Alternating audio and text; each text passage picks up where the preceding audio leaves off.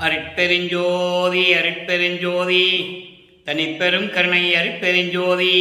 எல்லா உயிர்களும் இன்புற்று வாழ்க, பல்லல் மலரடி வாழ்க வாழ்க, கொல்லா விரதம் குவளை எல்லாம் ஓங்குக, நல்லோர் நினைத்த நலம் பெறுக, நன்றி நினைத்தெல்லோரும் வாழ்க இசைந்து.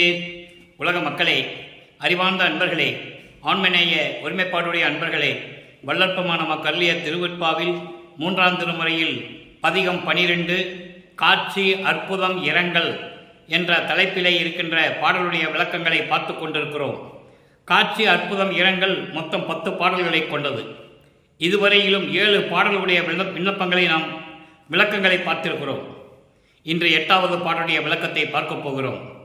காட்சி அற்புதம் இரங்கல் என்பது நமது பிள்ளை பெருமானவர்கள் வள்ளற்பெருமானவர்கள் இறைவனை பார்ப்பதற்காக திருவொற்றியூரிலே இருக்கும் பொழுது திருவொற்றியூரிலே இருக்கின்ற தியாகராஜ பெருமான் காட்சி கொடுத்து மறைந்து விடுகிறார். காட்சி கொடுக்கிறார், மறைந்து விடுகிறார். எந்த விதமான அருளையும் அவர் கொடுக்கவில்லை என்பதை மனம் வருந்தி சொல்லுவது போல இந்த பாடலை நமக்கு அருளியிருக்கிறார்கள். ஒவ்வொரு பாடலிலும் ஒவ்வொரு விதமாக இறைவனை உருவகப்படுத்தியும் ஒவ்வொரு பொருள்பட நமக்கு ஒவ்வொரு பாடலையும் அருளியிருக்கிறார்கள் என்பதை நாம் ஒவ்வொரு பாடலின் மூலமாக நாம் பார்த்து கொண்டிருக்கிறோம். இதற்கு முன்னாலேயே 3ஆம் திருமுறையிலே நாம் இதுவரை பார்த்த பாடலுடைய ஒரு சுருக்கம் முன்னுரை. வல்லற்பெருமானவர்கள் இந்த மண்ணுலகை வருவிக்க உற்று 9 ஆண்டுகள் வரையிலும் தான் யார் என்று தெரியாத நிலையில் இருந்த பொழுது 9வது ஆண்டிலே அருட்பெருஞ்சோதி ஆண்டவர் வந்து ஆட்கொள்ளுகிறார். அருட்பெருஞ்சோதி ஆண்டவர் ஆட்கொண்ட உடனே அவர் இறைவனால் வருவிக்க உற்றவன் என்ற நிலை மட்டும் அவருக்கு தெரிகிறது. மற்றபடி பிள்ளை பெருமானவர்களுக்கு எதுவுமே தெரியாது. அந்த காலகட்டங்களில் சமயங்களும் மதங்களும் மார்க்கங்களும் சூழ்ந்திருந்த நேரத்தில் தியாகராஜ பெருமானை பார்ப்பதற்காக திருவொற்றியூர் செல்லுகிறார். திருவொற்றியூரிலே கோயில் முன்னாலே நின்று கொண்டிருக்கும் பொழுது பவனி திருவிழா வீதி வரும்போது இவர் தெருவிலே நின்று கொண்டிருக்கிறார். தியாகராஜ பெருமான் இவரை பார்த்தவுடனே திரும்பி பார்க்காமல் தெருவழியாக ஓடுகிறார். இவரும் ஓடியும் அவர் ஓட்டத்தை பிடிக்க முடியவில்லை. காரணம், இன்னும் காலங்கள் இருக்கின்றது, இப்போ இவனிடம் மாட்டிவிடக்கூடாது என்பதற்காக தியாகராஜ பெருமான் ஓடிக்கொண்டிருக்கிறார். அதன் பிறகு தன்னுடைய மனக்குமுறலை ஒரு நாரையிடம் சொல்லி தூதி அனுப்புகிறார். எந்த விதமான பதிலும் இல்லை. அதன் பிறகு கிளிகளை தூது அனுப்புகிறார். எந்த விதமான பதிலும் இல்லை. காலங்கள் உருண்டோடுகின்றன. அதன் பிறகு இறைவன் வருவாரா வரமாட்டாரா என்ற ஒரு ஐயப்பாடு வந்த பிறகு ஒரு குறத்தி பெண்ணிடம் குறி கேட்பது போல ஒரு பாடல்களை ஒரு பதிகத்தை நமக்கு அள்ளி இருக்கிறார்கள். இறைவன் வருவாரா வரமாட்டாரா என்ற ஒரு மனநிலையில் இருக்கும்போது அந்த நிலை உருவாகிறது. அதன் பிறகு இப்பொழுது இந்த பதிகத்திலே நாம் பார்க்க வேண்டியது, பார்த்து கொண்டிருப்பது, இறைவன் வருகிறார், காட்சி கொடுக்கிறார், மறைந்து விடுகிறார். இந்த நிலையில் இப்போ நமது பிள்ளை பெருமானவர்கள் இருந்து கொண்டிருக்கிறார்கள். அப்போ ஒரு தலைவி தலைவனை பார்க்க முடியாமல் எப்படி துன்பப்படுகிறாளோ, ஒரு காதலி காதலனை பார்க்க முடியாமல் எப்படி மனவேதனையில் இருக்கிறாளோ, அதுபோல தன்னுடைய மன வருத்தத்தை தோழியிடம் சொல்லுவது போல, உள்ளத்தை தோழியாக வர்ணனை செய்து தோழியிடம் சொல்லுவது போல இந்த பாடலை நமக்கு அள்ளி இருக்கிறார்கள். இதன் மூலம் உலக மக்களுக்கு என்ன தெரிவிக்கிறார் என்பதை நாம் பார்க்க போகிறோம். இப்போ இந்த பாடலை பார்க்க போகிறோம். நன்றாக கவனியுங்கள். பாடலுடைய பதவுரை பார்த்த பிறகு, இந்த பாடலுடைய விளக்கத்தை பார்த்த பிறகு, சமரச சுத்த சன்மார்க்கத்தை பெற்ற பிறகு இறைவனுடைய நிலையையும் இறைவனும் எப்படியெல்லாம் அருளை பெற்றுக் கொண்டார் என்ற நிலையையும் நாம் பார்க்க போகிறோம். முதலில் இந்த பாடலை கவனியுங்கள். 8வது பாடல், பதிகம் 12, 3ஆம் திருமுறை, காட்சி அற்புதம் இரங்கல். பதிகத்தினுடைய பெயர் சலம் காதலிக்கும் தாழ்வுடையார். சலம் காதலிக்கும் தாழ் சடையார் தாமே தமக்கு தந்தையானார். நிலம் காதலிக்கும் திருவொற்றியூர் நியமத்து எதிரே நின்றனர் காம். விளங்காதவரை தரிசித்தேன். விளங்காதவரை தரிசித்தேன். ஒன்றுக்கும் இல்லாத புரோஜனப்படாதவனை போய் நான் தரிசித்தேன்னு சொல்கிறார். நல்லா பார்க்கணும். விளங்காதவரை தரிசித்தேன், மீண்டும் காணேன், மெய்மறந்தேன், கலங்கா நின்றேன், என்னடி நான் கனவோ நனவோ கண்டதுவே. இது பாடல். இந்த பாடல் பதவுரை பார்க்க போகிறோம். கவனிங்க. சலம் காதலிக்கும் தாழ் சடையார். சலம் என்பது நீர், நீர் என்பது கங்கை. கங்கையை தலையில் சூடிக்கொண்ட இறைவன், தாள் சடையார், தலையில் சூடிக்கொண்ட இறைவன், கங்கையை தலையில் சுமந்து கொண்டிருக்கின்ற இறைவன் தாமே தமக்கு தந்தையானார். தாமே தமக்கு தந்தையானார் என்பது சுயமாக தோன்றிய இறைவன். இந்த இறைவன் எந்த ஒரு தாய் வயிற்றில் வந்து பிறக்கவில்லை. தாய் வயிற்றில் முளைக்காதவன் என்று சொல்லுவார். தானே தமக்கு தந்தையானான் என்பது சுயமாக தோன்றிய இறைவன். இவருக்கு தந்தை யாரும் கிடையாது, தாய் யாரும் கிடையாது. நிலம் காதலிக்கும் திரிவுற்றூர் நியமத்து. நிலம் காதலிக்கும் என்பது இந்த மண்ணுலகிலே போற்றி புகழக்கூடிய சிறப்போடு விளங்கி கொண்டிருக்கின்ற திருவொற்றியூரிலே கோயிலின் முன்னால் நான் நின்று கொண்டிருந்தேன். அப்போ என் கண் எதிரே நின்றார், தோன்றினார், காட்சி கொடுத்தார். அந்த காட்சி அற்புதமாக இருந்தது, இல்லை என்று மறுக்கவில்லை. அவர் சொல்றாரு, காட்சி அற்புதமாக இருந்தது, ஆனால் விளங்காதவனை தரிசித்து விட்டேன். ஒன்றுக்கும் உபயோகப்படாத பிரயோஜனப்படாதவரை போய் நான் தரிசனம் பண்ணிட்டேன் அப்படின்னு என்ன அர்த்தம்னா, இதுவரைக்கும் அவர் இறைவனிடை எந்த விதமான இறைவன் காட்சி கொடுத்து அருளை கொடுக்கவில்லை. அதனால் எந்த விதமான உபயோகம் இல்லாத விளங்காத, எப்படி சொல்றார் பாருங்க. அப்போ அவர் மனசுல எவ்வளவு மன துயரம் இருக்கும். இறைவனால் வருவிக்க உற்றவன் தெரிந்து விட்டது, வெளியே யார்த்தையும் சொல்லவும் முடியாது, சொல்லக்கூடாது, தெய்வ ரகசியம். அருப்பஞ்சாண்டவர் திருவிளையாடல் செய்கிறாருன்னு அவருக்கு தெரியாது. அந்த நிலையில் இருக்கும்போது சொல்றாரு, விளங்காதவனை, ஒன்றுக்கு உபயோகப்படாதவனை நான் தரிசனம் பண்ணிட்டேன், மீண்டும் நான் பார்க்கல. அந்த கோயிலுக்கு நின்றுட்டு இருக்கும்போது காட்சி கொடுத்தாரு, மறைஞ்சிட்டாரு. விளங்காதவனை, அதாவது எந்த விதமான உபயோகப்படாதவனை தரிசனம் பண்ணிட்டேன், மீண்டும் அவனை பார்க்கல நான். அப்போ மெய் மறந்தேன், என்ன செய்யறதுன்னு தெரியாமல் நின்று கொண்டிருக்கிறேன். என்ன செய்யாமல் தெரிந்து கொண்டிருக்கிறேன், கலங்கா நின்றேன். கலக்கத்துடன், நீங்காத கலக்கத்துடன் நின்று கொண்டிருந்தேன். என்னடி தோழி, நான் கண்டது கனவா நனவா என்று இந்த பாடலை அருளி இருக்கிறார்கள். இப்போ இந்த பாடலுடைய விளக்கத்தை வரிவிடாமல் வரி வரியாக இப்போ சொன்னோம், மொத்தமாக கோர்வையாக சொல்லுகிறேன். கங்கையை தலையில் சுமந்து கொண்ட, சடையில் சூடிக்கொண்ட இறைவன், அவர் சுயமாக தோன்றிய இறைவன், தமக்கு தாமே தந்தையானார். அப்புறம் மண்ணுலகம் போற்றும் சிறப்பாக விளங்கக்கூடிய, புகழோடு சிறப்போடு விளங்கக்கூடிய திருவொற்றியூர் தலத்திலே இருக்கின்ற இறைவன், அவர் கோயில் எதிரே நான் நின்று கொண்டிருக்கும் போது எனக்கு காட்சி கொடுத்தார். எதற்கும் உபயோகப்படாதவரை தரிசித்து விட்டேன். எந்த பலனும் அவர் கொடுக்கல, அவனால் எனக்கு எந்த பிரயோஜனமும் இல்லை. அப்படிப்பட்ட ஆளை நான் தரிசனம் பார்த்தேன்.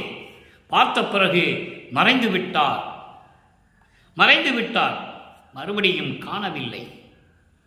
நான் இறைவனை காணவில்லை. அதான் காட்சி அற்புதம் இரங்கல் என்று சொல்லுகிறார். இறைவனுடைய காட்சி அற்புதமாக இருந்தது. அதன் பிறகு தலைவி வருந்துவதை சொல்லுகிறார். அவர் மனம் எப்படி புண்பட்டது, துன்பப்பட்டது என்பதை இரங்கல் என்பது வருந்தி சொல்லுவது. அப்போ பார்த்தேன், மீண்டும் அவரை பார்க்க முடியவில்லை. எதுக்கும் பயனில்லாத ஒரு இறைவனை நான் தரிசனம் பார்த்தது உண்மைதான். என்னடி தோழி, நான் கண்டது கனவா நனவா என்று கூட எனக்கு தெரியவில்லை. மனம் கலக்கத்துடன் நின்று கொண்டிருக்கிறேன், மெய்மறந்து நின்று கொண்டிருக்கிறேன். என்ன செய்வதென்று எனக்கு தெரியவில்லையே தோழி என்று சொல்லி இந்த பாடலை அருளியிருக்கிறார்கள். அப்போ இந்த பாடலின் மூலம் உலக மக்களுக்கு என்ன தெரிவிக்கிறார்? அன்பர்களே, நல்லா கவனிக்கணும். அவர் இந்த பாடலை நமக்கு அருளியது தான் இந்த மண்ணுலக்கு வருவிக்க உற்று எந்தெந்த நிலையில் எப்படியெல்லாம் இருந்தார், எந்தெந்த நிலையில் இறைவன் திருவிளையாடல் செய்து கொண்டிருந்தார், எந்தெந்த காலகட்டத்தில் இறைவன் அருளை கொடுத்தார், 8 ஆண்டுகளுக்கு ஒரு முறை எப்படியெல்லாம் அருளை பெற்றுக் கொண்டார் இந்த 51 ஆண்டுகளிலும் என்பதை தான் நாம் திருவெற்பாவிலே பார்த்து கொண்டிருக்கிறோம்.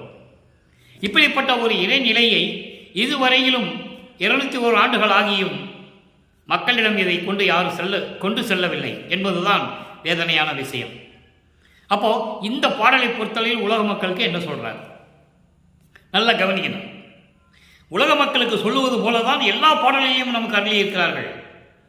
அதை இந்த பாடலை பொறுத்தளவை தன்னை தலைவியாகவும் இறைவனை தலைவனாகவும், அதாவது காதலனாகவும் காதலியாகவும் வர்ணனை செய்து அந்த காதலனை பார்த்துவிட்டு அந்த காதலன் எதுக்குமே எந்த விதமான ஒரு பலனும் இல்லை, ஒரு இன்பத்தை பெறவில்லை, ஒரு அருளை பெறவில்லை என்ற நிலையில் இருந்து கொண்டு இந்த பாடலை நமக்கு அருளி இருக்கிறார்கள். உலக மக்களே, நான் இந்த மண்ணில் இருக்க ஒரு தாயின் வழியாக அருட்பெருஞ்சோதி ஆண்டவரால் வருவிக்க உற்று 9 ஆண்டுகள் வரையிலும் நான் யார் என்று தெரியாத நிலையில் இருந்து கொண்டிருந்தேன். 9வது ஆண்டில் எனது தந்தை அருட்பெருஞ்சாண்டவர் என்னை ஆட்கொண்ட பிறகு நான் வருவிக்க உற்றவன் என்ற நிலை மட்டும் எனக்கு தெரிகிறது. வேறு எந்த நிலையும் எனக்கு தெரியவில்லை. அதன் பிறகு தியாகராஜ பெருமானை பார்க்க வேண்டும் என்பதற்காக நான் திருவொற்றியூர் சென்று கொண்டிருந்த போது, நான் தெருவிலே நின்று கொண்டிருந்த போது அவர் எனக்கு அந்த கோயில் எதிரே நின்று கொண்டிருந்தேன். எப்படிப்பட்ட இறைவன்! உலக மக்களை கங்கையை தலையில் சூடிய இறைவன், தனக்கு தானாக தந்தையானவன், அதாவது சுயமாக தோன்றிய இறைவன், இந்த மண்ணுலகம் போற்றக்கூடிய, இந்த பூ உலகம் போற்றி புகழக்கூடிய திருவொற்றியூரிலே இருந்து கொண்டிருக்கின்ற இறைவன். அப்போ அந்த கோயில் முன்னாலே நான் நின்று கொண்டிருக்கும் போது என் எதிரே தோன்றினார், காட்சி கொடுத்தார். அந்த காட்சி அற்புதமாக இருந்தது. சிறிது நேரம் கூட அது நிலைக்கவில்லை, மீண்டும் மறைந்து விட்டார். ஒன்றுக்குமே உபயோகப்படாத பயனில்லாத அந்த இறைவனை நான் பார்த்தது உண்மைதான். மீண்டும் அவரை பார்க்கவில்லை, மெய்மறந்து நின்று கொண்டிருந்தேன். கலக்கத்தோடு, மனக்கலக்கத்தோடு நின்று கொண்டிருந்தேன். என்ன செய்வதென்று எனக்கு தெரியவில்லை. எப்படிதான் இறைவனை பார்ப்பதோ, எப்படிதான் இறைவனை அருளை பெறுவதோ என்று சொல்லி மன வருத்தத்துடன் நான் திருவொற்றியூரிலே நின்று கொண்டிருந்தேன். உலக மக்களே, எனக்கு அந்த நிலையில் நான் அப்படிதான் இருந்தேன். சமயங்களும் மதங்களும் மார்க்கங்களும் சூழ்ந்திருந்த நிலையில் அந்த நெறிகளை பின்பற்றி கொண்டு நான் அப்படி இருந்ததுதான் உண்மை என்று உலக மக்களுக்கு தெரிவிக்கிறார். சரி, இப்போ உலக மக்களுக்கு சொல்லியாச்சு. இப்போ சுத்த சன்மார்க்கத்தை பெற்ற பிறகு உலக மக்களுக்கு சொல்லணும், நான் அப்படியெல்லாம் இருந்தேன், இறைவன் இருக்க சொன்னார் இருந்தேன், அப்புறம் அதெல்லாம் வேண்டாம் மகனை, விட்டுட்டு வந்துரு, சமரச சுத்த சன்மார்க்கம் தான் இனிமேல் உலக மக்களுக்கு தேவைன்னு சொன்னார். நான் சுத்த சன்மார்க்கத்தை வாங்கிட்டு நான் வந்துட்டேன். அப்போது இறைவன் அருட்பெருஞ்சோதி, அவர் தான் இறைவன், வடலூரிலே இருக்கிறாரு, அவர்கிட்ட நான் அருளை பெற்றுக்கொண்டேன் என்று சொல்லுவதை உலக மக்களுக்கு தெரியப்படுத்த வேண்டும். அப்போ 6ஆம் திருமுறைக்கு வராது. கண்கொள்ளா காட்சி 40வது பதிகம், கண்கொள்ளா காட்சி 6ஆம் திருமுறை. நல்ல கவனிக்கும் நண்பர்களே, அங்கே காட்சி அற்புதம். அதன் பிறகு இறைவன் வரவில்லை, காட்சி கொடுத்தார், பார்த்தார், அதன் பிறகு இறைவன் மறைந்து விட்டார். தனது மன வருத்தத்தை உலக மக்களுக்கு தெரிவித்தார். இப்படியெல்லாம் இந்த சூழ்நிலையில் நான் இருந்து கொண்டிருந்தேன் என்று சொல்லுகிறார். அதன் பிறகு இறைவனுடைய திருவிளையாடலுடைய இறுதி கட்டம், மகனை ஆட்கொண்ட பிறகு, சுத்த சன்மார்க்கத்தை கொடுத்த பிறகு இறைவனை பார்த்தது கண்கொள்ளா காட்சி. எப்படி ஒரு ஒற்றுமை பாருங்க. 3ஆம் திருமுறையில் இருக்கிற பாடலுக்கு 6ஆம் திருமுறையில் கொண்டு வந்து தொடர்பை ஏற்படுத்தி கொடுக்கிறார், லிங்க் பண்றார், விளக்கத்தை கொடுக்கிறாரு. கண்கொள்ளா காட்சி 8வது பாடல்.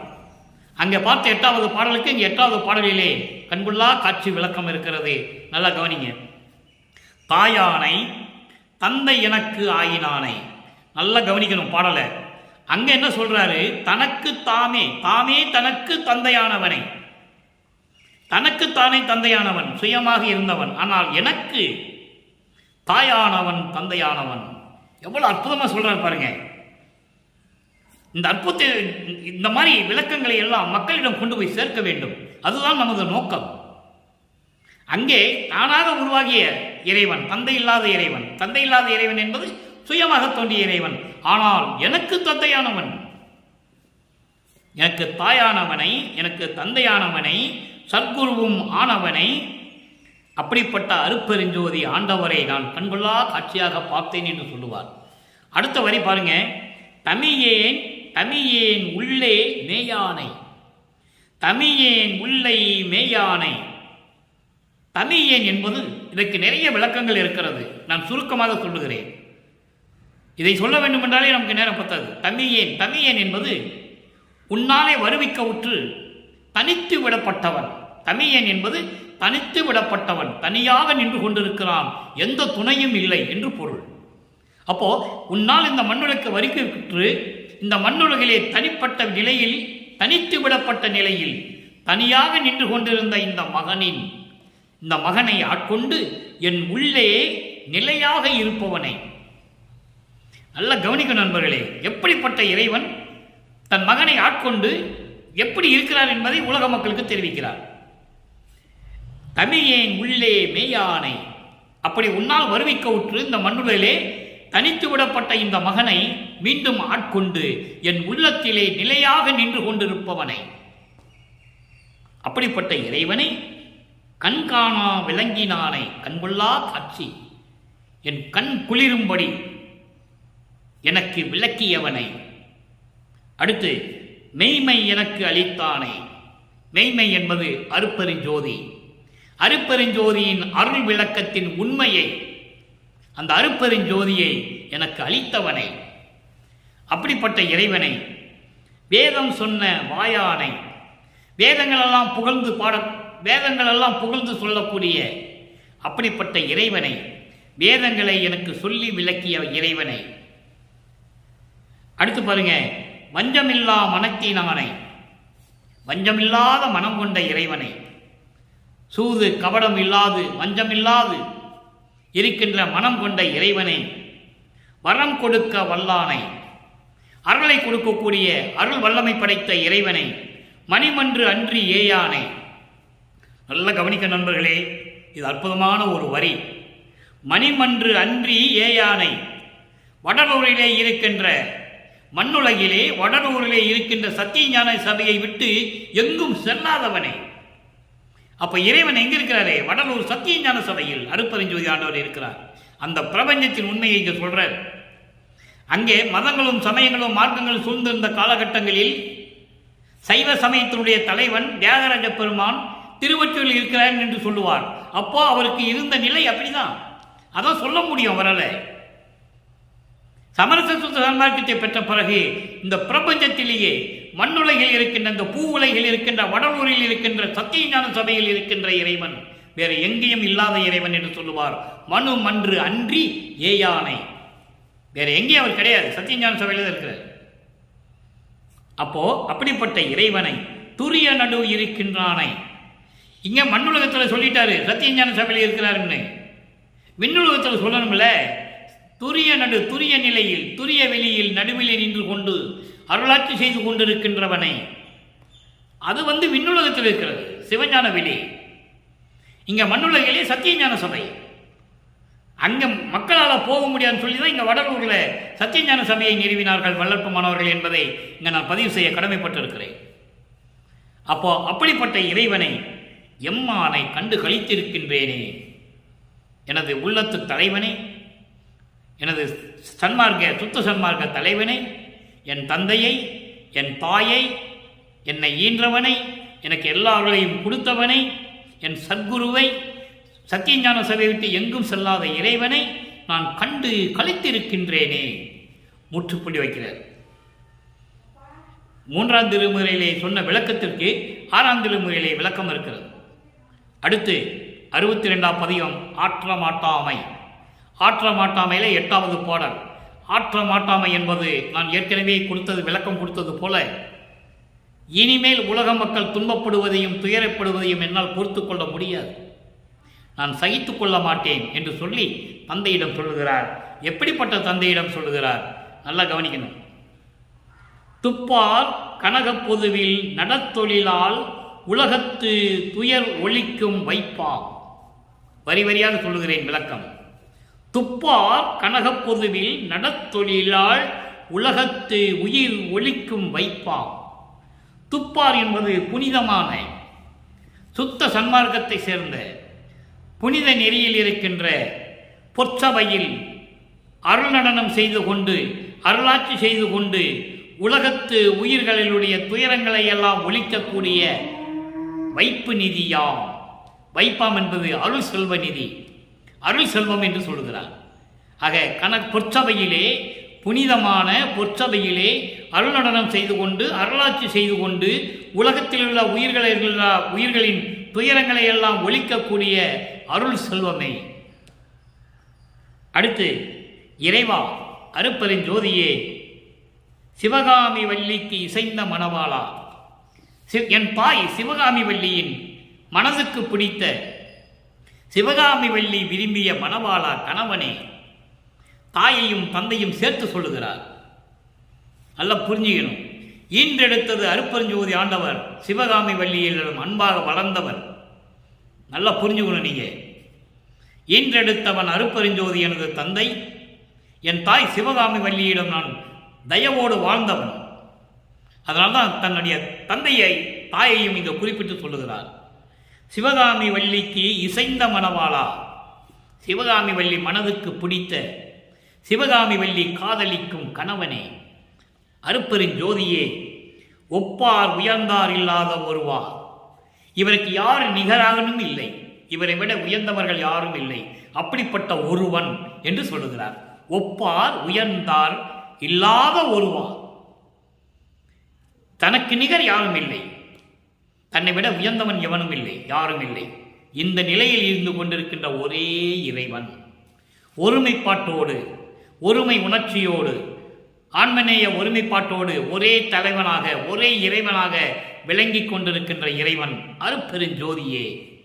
அடுத்து சொல்றாரு, எல்லாம் உடையானே, எல்லாம் உடையானே, எல்லா அருள் வல்லமைகளையும் கொண்ட இறைவனே, அப்பா அரசே, இனி சிறிதும் ஆற்றமாட்டேன் கண்டாயே. இனிமேல் உலக மக்கள் துயரப்படுவதையும் துன்பப்படுவதையும் என்னால் பொறுத்து கொள்ள முடியாது என்பதை தெளிவாக உலக மக்களுக்கு தெரிவித்து விட்டார்கள். நம்மளை எல்லாம் படைத்து காத்து கொண்டிருக்கின்ற அருப்பெருஞ்சோதி ஆண்டவராகிய வல்லற்பமானவர்கள். அடுத்து மூணாவது ஒரு நிலை பாருங்க, சிவ புண்ணிய பேரு.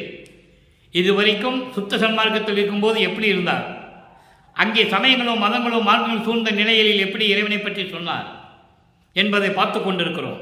இப்போ சிவ புண்ணிய பேரு, அப்படிப்பட்ட அருப்பெருஞ்சோதி அருளை பெற்ற பிறகு அதனுடைய பாக்கியம் எப்படி இருக்கும்? 8வது பாடல் 3ஆம் திருமுறையிலே 12வது பதியத்தில் இருக்கிற 8வது பாடலுக்கு இங்கே விளக்கம். புரிசை வான் உலகில் பூ உலகம் எல்லாம் புண்ணிய உலகமாய் பொழிந்து, கரிசியெல்லாம் தவிர்ந்து, களிப்பு எல்லாம் அடைந்து, கருத்தோடு வாழவும். 2 வரிக்கு முதல்ல பொருள், அதுக்கப்புறம் 2 வரி. புரிசை வான் உலகில், அதாவது சிறப்பு மிக்க, அளவுகள் எல்லைகள் கொண்ட அழகான வான் உலகம், பூ உலகம் எல்லாம் புண்ணிய உலகமாக மாற வேண்டும் என்பதற்காக, விளங்க வேண்டும் என்பதற்காக. நல்ல கவனிக்கணும் நீங்க, எதுக்கு இறைவன் வருவிக்க உற்றார் வள்ளல் பெருமான், அதுக்கு இங்க பொருள் இருக்கு, நல்ல கவனிக்கணும். அழகோடு விளங்கி கொண்டிருக்கின்ற வான் உலகமும் சரி, இந்த பூ உலகமும் சரி, எல்லாம் புண்ணிய உலகங்களாக விளங்க வேண்டும் என்பதற்காக கரிசு எல்லாம் தவிர்ந்து, களிப்பு எல்லாம் அடைந்து, கருத்தோடு வாழவும். நான் சமயங்களிலும் மதங்களிலும் மார்க்கங்களில் இருக்கும் போது ஏற்பட்ட குற்றங்கள், துன்பங்கள், துயரங்கள் எல்லாவற்றையும் நீக்கி களிப்பு எல்லாம் அடைந்து நான் மகிழ்வோடு சந்தோஷமாக இருக்க வேண்டும் என்பதற்காகவும், கருத்தோடு வாழவும், மன நிறைவோடு, உள்ளத்தில் மன நிறைவோடு வாழவும், நான் அருளாட்சி செய்யவும், துரிசியெல்லாம் தவிர்க்கும், துரிசியெல்லாம் தவிர்க்கும், குற்றங்களையும் குறைகளையெல்லாம் நீக்கக்கூடிய சுத்த சன்மார்க்கம் துலங்கவும். நல்ல கவனிக்கணும், சுத்த சன்மார்க்கம் துலங்கவும், சுத்த சன்மார்க்கம் உலக மக்களிடையே விளங்கவும், திருவருள் ஜோதி பரிசு எல்லாம் பெற்றனன், திருவருள் ஜோதி பரிசு எல்லாம் பெற்றனன், அருப்பெருஞ்சோதியை பெற்றுக்கொண்டேன் என்று சொல்லுகிறார். இந்த பிரபஞ்சம் தோன்றிய காலத்திலிருந்தே எந்த முனிவனும் இந்த ரிஷியும் சொன்னதில்லை, தான் கடவுள் இப்படியெல்லாம் நான் இறைவனிடம் பெற்றுக்கொண்டேன் என்று யார் சொன்னது? உலக மக்களும் விண்ணுலகமும் பூ உலகமும் புண்ணிய உலகங்களாக மாற வேண்டும் என்பதற்காகவே, எதற்காக வருவிக்க விட்டேன் என்று சொல்லுகிறார். புண்ணிய உலகங்களாக மாற வேண்டும் என்பதற்காகவும், பொழிந்து விளங்க வேண்டும், சிறப்போடு விளங்க வேண்டும் என்பதற்காகவும், நான் சமயங்களிலும் மதங்களிலும் மார்க்கங்களிலும் இருந்தபோது ஏற்பட்ட துன்பங்கள், துரிசுகள், குற்றங்கள் அத்தவணையும் நீக்கி நான் மகிழ்வோடு வாழ வேண்டும் என்பதற்காகவும், மன நிறைவோடு நான் அருளாட்சி செய்ய வேண்டும் என்பதற்காகவும், அந்த குற்றம் குறையெல்லாம் நீக்கக்கூடிய சுத்த சன்மார்க்கம் உலக மக்களிடையே விளங்க வேண்டும் என்பதற்காகவும் நான் அருப்பெருஞ்சோதியை பரிசாக பெற்றுக்கொண்டேன், பெற்றனன், பெற்றுவிட்டேன். அழகா சொல்லுவார், ஏன் வருவிக்க விட்டேன். அகவல்ல சொல்லுவார், 2 வரிதான். ஆன்ற சன்மார்க்கம் அணிபெற என்னை தான் ஈன்று அமுதளித்த இனிய நற்றாயே, இதுக்கு தானே என்ன வர வச்சேன்னு சொல்றாரு. உலக மக்கள்கிட்ட சொல்லணும், உலக மக்களை சுத்த சன்மார்க்கத்தில் சேர்த்து அவங்கெல்லாம் மகிழ்வோட வாழணும்னு சொல்லி தானே என்னை வருவிக்க செய்தா என்று சொல்லுவார். அகத்தை கருத்து புறத்தை வெளுத்திருந்த உலக அனைவரையும் சகத்தை திருத்தி, அவன் இங்க சொல்றாரே, சுத்த சன்மார்க்கம் துலங்கவும், எல்லா உலகத்தில் இருக்கிற உயிர்களினுடைய துன்பங்களை எல்லாம் நீக்கவும், அகத்தை கருத்து புறத்தை வெளுத்திருந்த உலக அனைவரையும் சகத்தை திருத்தி, மொத்தமாக திருத்தி கொண்டு வரணும். சன்மார்க்கத்தை அடைவித்திட அவரும் இகத்தை பரத்தை பெற்று மகிழ்ந்திடுவதற்கென்றே, அவங்கெல்லாம் சந்தோஷமா வாழ வேண்டும் என்பதற்காகவே என்னை உகத்தே இறைவன் வருவிக்க உற்றேன், இறைவன் வருவிக்க உற்றேன், இறைவனால் இறைவனாகவே வருவிக்க உற்றேன், அருளை பெற்றேன் என்று சொல்லுவார். அருளை பெற்றேன் என்று ஏன் சொன்னார்னு விளக்கம் சொல்லணும், யாருக்கும் தெரியாது. இறைவன் கொடுத்த விளக்கம் எனக்கு தெரியும். அருளை பெற்றேன் என்று ஏன் சொன்னார்? 6ஆம் திருமுறையில் வரும்போது தான் சொல்லுவார் அருளை பெற்றேன் என்று. அப்போ சமயங்களிலும் மதங்களிலும் மரங்களில் இருக்கும்போது அருளை பெறவில்லை. சுத்த சமாக்கத்து வந்த பிறகு அருளை பெறுகிறார். அப்போ உகத்தே என்னை உகத்தே வருவிக்க விட்டேன். உகம் என்பது கலியுகம். இந்த யுகம் கலியுகம். அதுக்கு முன்னால திரேதயுகம் துவார யுகத்தில் எப்படி இருந்தாரு? புதிய நல்லே தொன்று சொட்டு உனது பூங்குழலுக்கு அன்பு பூண்டவன். தெளிவா சொல்லுவாரு, ஒவ்வொரு யுகத்திலும் உன்னுடைய அடியனாக நான் இருந்திருக்கிறேன். இந்த மண்ணுலகில் பூ உலகில் மட்டும்தான் உனக்கு மகனாக நான் வருவிக்க விட்டேன் என்று சொல்லுவார். அதுகூட சுத்த சன்மார்க்கத்தை உலக மக்களிடம் சேர்க்க வேண்டும் என்பதற்காகத்தான். சமயங்களும் மதங்களும் மார்க்கங்களும் ஒளிந்து விட்டன, மடிந்து விட்டன, எரிந்து சாம்பலாகி விட்டன. அதன் பிறகு உலக மக்களிடம் சொல்ல வேண்டும், ஒரு மார்க்கம் இருக்க வேண்டும் உலக மக்களுக்கு. அதுதான் சுத்த சன்மார்க்கத்தை உலக மக்களுக்கு சொல்ல வேண்டும் என்பதற்காகவே நான் வருவிக்க விட்டேன் என்று சொல்லுகிறார் வளர்ப்பமானவர்கள்.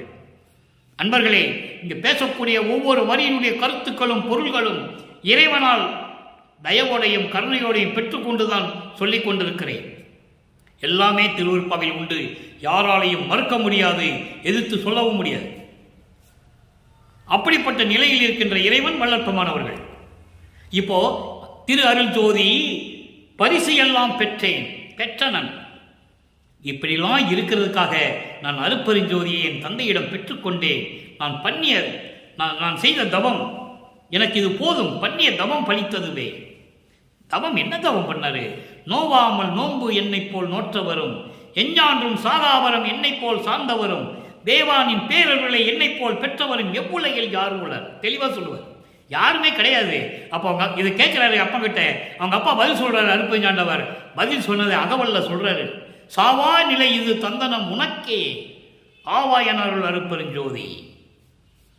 தந்தையிடம் கேட்கிறாரு, எனக்கு மாதிரி யாருக்கா கொடுத்துருக்கியா? நீ திருவிளையாடல் செய்கின்றவன், யாருக்கா கொடுத்துருக்கியான்னு கேட்கிறாரு. அவர் இல்லை மகனே, உனக்கு மட்டும் தான் கொடுத்துருக்கேன். சாவா நிலை இது தந்தனம் உனக்கே. எவ்வளவு அற்புதமான இடங்கள் இருக்கு நான் திருவற்பாலை தெரியுமான்பர்களே. அதுக்கப்புறம் பாருங்க, எல்லாம் முடிஞ்சு போச்சா? சிவபுண்ணிய பேரை சொல்லிட்டார். அருட்பெருஞ்சோதியை வாங்கிட்டேன், நான் எதுக்கு இந்த மண் உலகத்துக்கு வந்தேன்? எல்லா உலகங்களும் சிறப்பாக இருக்கணும், எல்லா உயிர்களும் துன்பம் இல்லாமல் வாழணும், எல்லா உலகங்களும் துன்பம் இல்லாமல் வாழணும். அதுக்காகவே நான் சுத்த சன்மார்க்கத்தை வாங்கிக்கிட்டேன், அருட்பெருஞ்சோதியை வாங்கிக்கிட்டேன். எப்படியெல்லாம் சொல்கிறாருன்னு நீங்கள் பார்த்துட்டீங்க. இப்போ பாருங்க, இப்போ உலக மக்களுக்கு எப்படி கூப்பிடுறாரு உலக மக்களை, அது சொல்லணும்ல. இவ்வளவு சொல்லியாச்சு, அப்பவும் உலக மக்கள் திருந்தவில்லை. கொலையும் கொலையும் தவிர்த்த பாடில்லை, உயிர்களை கொலை செய்வதை நிறுத்திய பாடில்லை. சமயங்களிலும் மதங்களிலும் மார்களில் ஈடுபட்டுக் கொண்டு மூட நம்பிக்கை பழக்க வழக்கங்களில் இருந்து கொண்டு துன்பப்பட்டுக் கொண்டிருக்கிறார்கள். இன்னும் உலகம் மக்கள் மாறவில்லை. இப்போ உலக மக்களுக்கு உண்மையை சொல்ல வேண்டும், அவர்களை சுத்த சன்மார்க்கத்துக்கு கொண்டு வர வேண்டும். இறைவனே இதில் செயல்படுகிறார். இதில் எந்த விதமான இடைத்தரகர்களே கிடையாது. குருமார்ங்க கிடையாது, இடைத்தரகர்கள் கிடையாது, யாரும் கிடையாது. இறைவனே சொல்லுகிறார். இறைவனே சொல்லுகிறார் உலக மக்களுக்கு. நல்லா கவனிக்கணும். பொய் கட்டி கொண்டு நீர் வாழ்கின்றீர், பொய் கட்டி கொண்டு நீர் வாழ்கிறீர். பொய்களையே சுமந்து கொண்டு கர்ம வினைகளையும் தீமைகளையும் துயரங்களையும் எல்லாம் சுமந்து கொண்டு உலக மக்களே நீங்கள் வாழ்ந்து கொண்டிருக்கிறீர்கள். உங்களுக்கு உண்மை தெரியவில்லை. இங்கே நான் இந்த மண்ணுலகிலே, இந்த பூ உலகிலே மக்களே, நீங்கள் இப்பொழுது பொய்களை சுமந்து கொண்டு, உண்மையை தெரியாமல் பொய்களை சுமந்து கொண்டு வாழ்ந்து கொண்டிருக்கிறீர்கள். புலை கட்டிக்கொண்ட இப்பொய் உடல் வீழ்ந்தால், புலை கட்டிக்கொண்ட இப்பொய் உடல் வீழ்ந்தால், மாமிசங்களால் சூழப்பட்ட இந்த உடம்பு கீழே விழுந்து விட்டால், இந்த பொய் உடல், அழியக்கூடிய இந்த உடல் எப்படி சொல்ற பாருங்க, மாமிசங்களாலும் எலும்புகளாலும் தசைகளாலும் நரம்புகளாலும் புலாலாலும் சூழப்பட்ட, மாமிசத்தால் சூழப்பட்ட இந்த பொய்யான உடல் வீழ்ந்து விட்டால், உயிர் போய் பிணமாகிவிட்டால், மரணம் வந்து நீங்கள் பிணமாகிவிட்டால், செய்கட்டி வாழ்கின்ற செருக்கு அற்று நரையில் சிறுபுழு ஆகி திகைத்திடில் அறியீர். செருக்கை விடாமல், ஆணவத்தை விடாமல், நரகத்திலே ஒரு புழு போல துளித்துக் கொண்டிருக்கின்ற நிலையை நீங்கள் உணர்ந்து கொள்ள முடியவில்லை. செருக்கை விட வேண்டும். உங்களுக்கு மேன்மையான வீடு, மோட்ச வீடு கிடைக்க வேண்டும். நரகிலே என்பது கீழ்மையான ஒரு நிலையிலே, மலத்திலே சிறு புழு போல நெளிந்து கொண்டு திகைத்துக் கொண்டிருக்கிறீர்கள். என்ன செய்வதென்று உங்களுக்கு தெரியவில்லை. கைகட்டி நின்று கொண்டிருக்கிறீர்கள், திசை தெரியாமல் திகைத்துக் கொண்டிருக்கிறீர்கள் என்று சொல்லுகிறார். அப்போ சுத்த சன்மார்க்கம் உங்களுக்கு தேவை என்பதை அடுத்து சொல்லுவார். இப்படியெல்லாம் நிலையில் இருந்து கொண்டிருக்கிறீர்கள் உலக மக்களே, இப்படியெல்லாம் நீங்கள் வாழ்ந்து கொண்டிருக்கிறீர்கள். நான் இதற்காக தானே வந்தேன். ஐயோ, என் மக்கள் துன்பப்படுகிறார்களே, என்னால் படைக்கப்பட்ட உயிரினங்கள் எல்லாம் துன்பப்படுகிறதே என்று மனம் வேதனைப்படுகிறேன் என்று சொல்லுகிறார். நல்லா கவனிக்கணும், நீங்க இறைவனை சொல்லுகிறார். அதான் பெரிய விஷயம். அடுத்து பாருங்க, கைகட்டி வாய்ப்பொத்தி நிற்பாரை கண்டு கைகொட்டி சிரிக்கின்றீர். கைகட்டி வாய்ப்பொத்தி நிற்பாரை கண்டு நீங்கள் கைகொட்டி சிரிக்கிறீர்கள். உண்மையை தெரிந்தவர்கள், சமரச சுத்த சன்மார்க்கத்தை தெரிந்தவர்கள், அமைதியாக இருக்கின்றவர்கள், கொலையும் புலையும் தவிர்த்தவர்கள், ஆண்மநேய உறுப்போடு இருக்கின்றவர்கள் மௌனமாக இருந்தாலும் கூட நீங்கள் கைகொட்டி சிரிக்கின்றீர்கள், அவர்களை ஏளனம் செய்கின்றீர்கள்.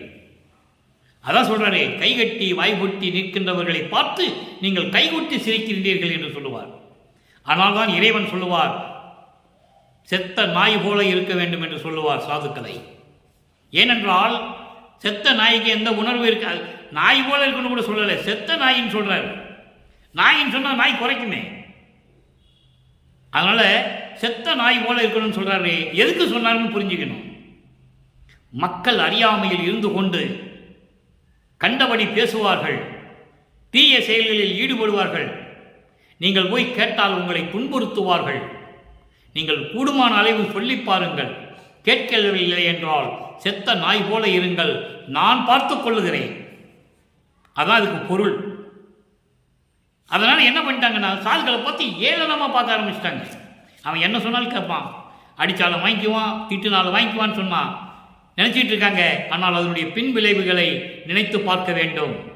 ஒரு சாதுவை திட்டினாலும் சரி, அவமானப்படுத்தினாலும் சரி, இறைவனை வல்லற்பெருமானை அவமானப்படுத்துவதற்கு சமம் என்பதை இங்கே நான் பதிவு செய்ய கடமைப்பட்டிருக்கிறேன். அதனால தான் மறைமுகமாக சொல்றாரு அவரு.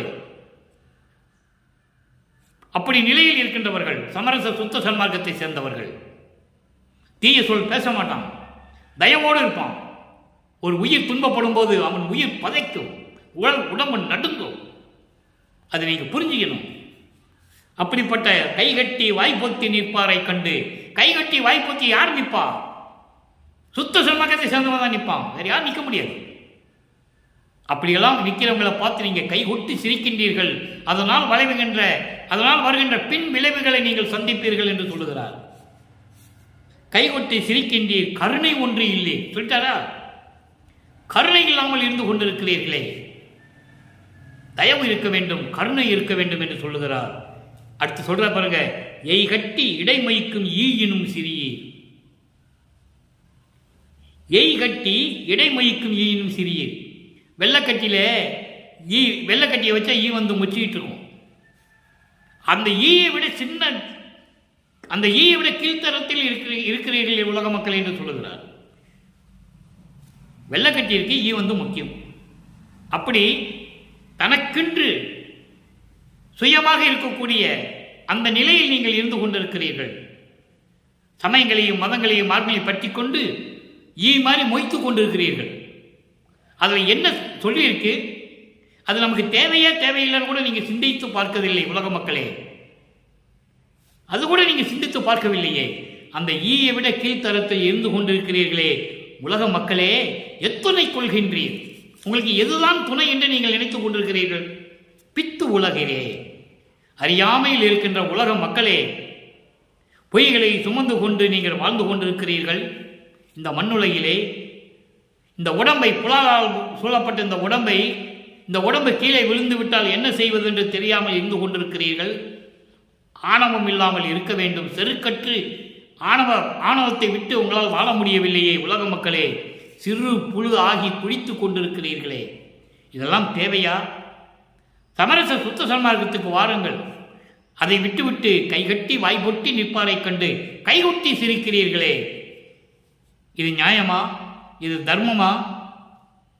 இப்படியெல்லாம் உலக மக்களுக்கு அறிவுரை செய்கிறார் நமது இறைவன் வல்லப்பெருமானவர்கள். எனவே உலக மக்களே, சமரச சுத்த சன்மார்க்கத்துக்கு வாருங்கள்.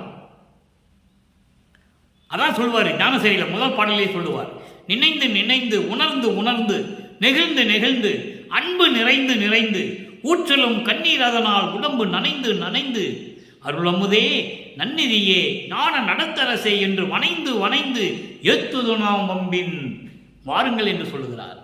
வனைந்து வனைந்து வணங்கி வணங்கி அவரை வணங்க வேண்டும். நீங்கள் வாருங்கள். வம்பின் உலகீர் மரணமில்லா பெருவாழ்வில் வாழ்ந்திடலாம் கண்டீர். எனவே உலக மக்களே, நீங்களாம் சமரச சுத்த சன்மார்க்கத்துக்கு வர வேண்டும். இறைவனை அழைக்கிறார், வேறு யாரும் இல்லை. இறைவன், நம்மளை படைத்த இறைவன், இந்த பிரபஞ்சத்தை இயக்கிக் கொண்டிருக்கின்ற இறைவன், வல்லப்பெருமானவர்கள் அழைக்கிறார்கள். வாங்க வாங்க. என்ன எதுக்காகனா, மக்களில் அறியாமையில் இருந்து கொண்டிருக்கிறார்கள். இன்னும் சமயங்களிலும் மதங்களிலும் மார்க்கங்களில் பட்டுக்கொண்டு துன்பப்பட்டு கொண்டிருக்கிறார்கள். இறைவன் யார் என்ற தெரியாத நிலையில் இருக்கின்றார்கள் என்று சொல்லுகிறார். பேருபதேசத்தில் சொல்லுகிறார், இயற்கை உண்மை விளக்க கடவுளாக அருட்பெருஞ்சோதி ஆண்டவரை எனது மக்கள் தெரியாமல் இருக்கின்றார்களே, அறியாமையில் இருக்கின்றார்களே என்று மனம் கலங்குகிறார் இறைவன். நான் படைத்த பிள்ளைகள், நான் படைத்த மக்கள் எல்லாம் இப்படி இருக்கிறார்களே என்று சொல்லி கண் கண்கள்கிறார் என்பது அவர் அழுக வேண்டிய அவசியம் இல்லை. மனம் வருத்தப்படுகிறார், அறியாமையில் இருந்து கொண்டிருக்கிறார்கள் என்று. எனவே உலக மக்களை எல்லாரும் சுத்த சன்மார்க்கத்துக்கு வாருங்கள்.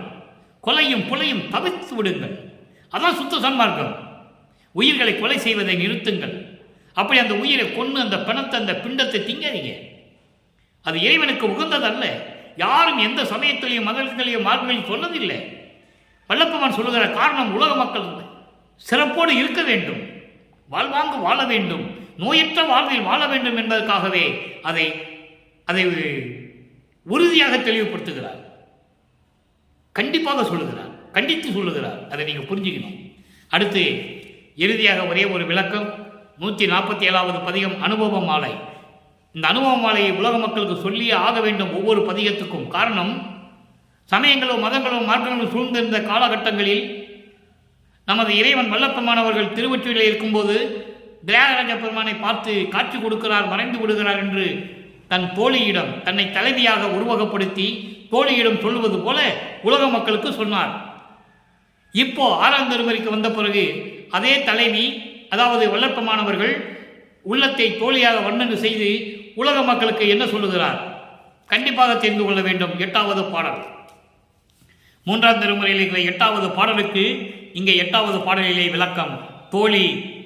தோழியிடம் தலைவி எப்படி சொல்லுகிறார், அதாவது உலக மக்களுக்கு நமது இறைவன் வல்லப்பெருமானவர்கள் எப்படி அறிவிக்கிறார். நல்லா பாருங்க. மாடமிசை ஓங்கும் நிலா மண்டபத்தே, நல்லா கவனிக்கணும்.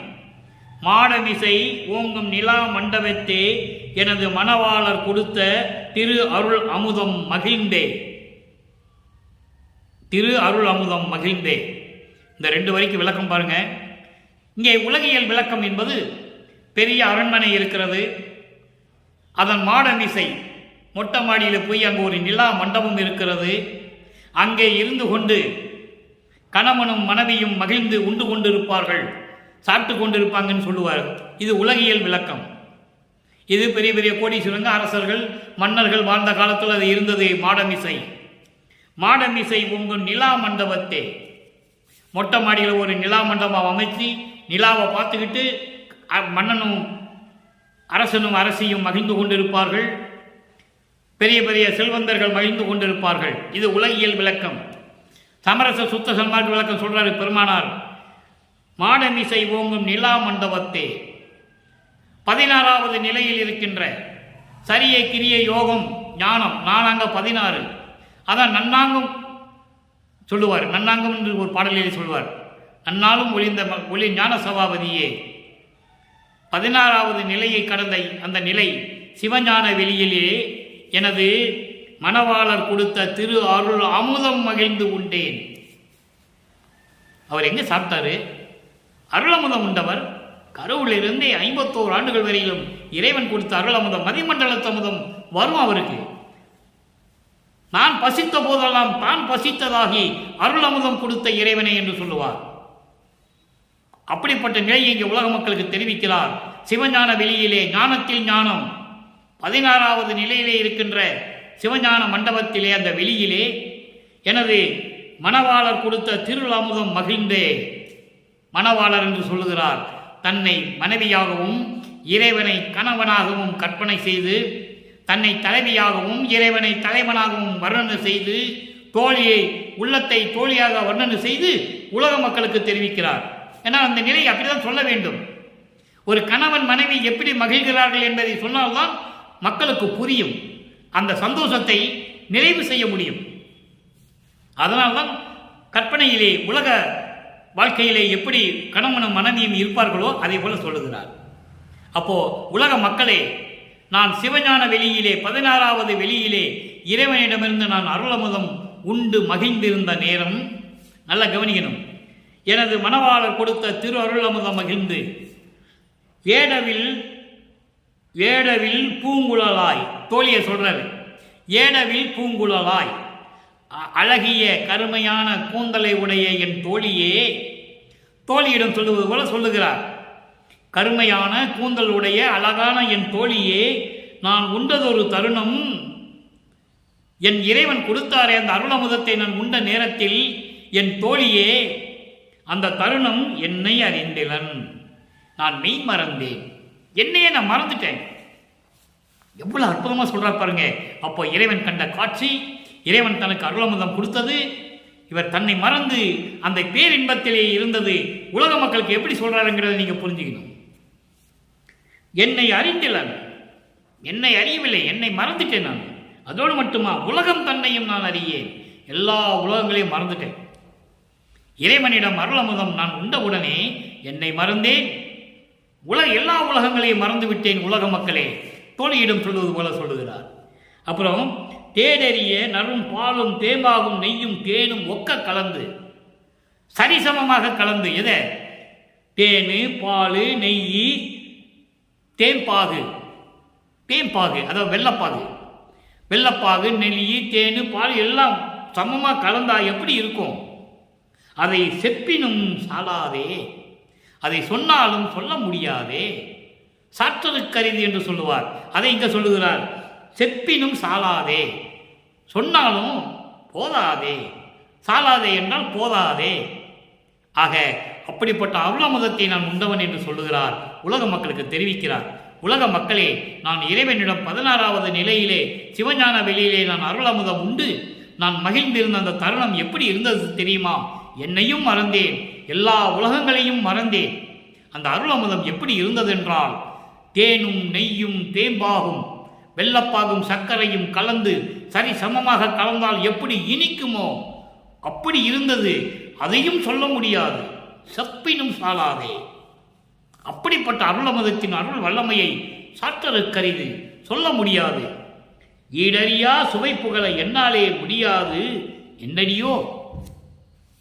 ஈடறியா சுவை, எதற்கும் ஈடு இணை இல்லாத அப்படிப்பட்ட சுவையை நான் உண்டேன் என்பதை எப்படி சொல்லுவது உலக மக்களே? இதை நீங்கள் புரிந்து கொள்ளுங்கள். அவ்வமுதம் பொன்னடிதான் நிகரே. அந்த திரு அமுதம், அந்த அருள் அமுதம் இறைவனுடைய திருவடிகளுக்கு சமம். வேறு எதுக்கும் அது சமம் இல்லை. நிகரில்லாத அருள் அமுதம் இறைவனுடைய திருவடிகளுக்கு தான் சமம். அப்படிப்பட்ட அமுதத்தை நான் உண்டவன்.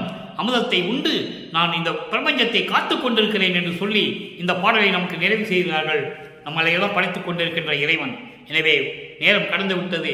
உலக மக்களே, நீங்கள்லாம் சுத்த சன்மார்க்கத்தில் இருந்து கொண்டு வள்ளற்பெருமானுடைய இறைநிலையை நீங்கள் நன்றாக புரிந்து கொண்டு புலையும் கொலையும் தவிர்த்து வீட்டிலே இருந்து கொண்டு மன்னகல் விளக்கிலே தீபமேற்றி அருப்பெருஞ்சோதி அருப்பெருஞ்சோதி தனிப்பெருங்கண்ணை அருப்பெருஞ்சோதி மகாமந்திரத்தை உச்சரித்து இறைவனுடைய அருளையும் செல்வங்களை எல்லாம் பெற்று இந்த வையகத்தில் நீங்கள் வாழ்வாங்க வாழ வேண்டும் என இறைவனுடைய தயவோடையும் கருணையோடையும் வாழ்த்தி விடைபெறுகிறேன். இந்த வள்ளலார் ஊழியன்.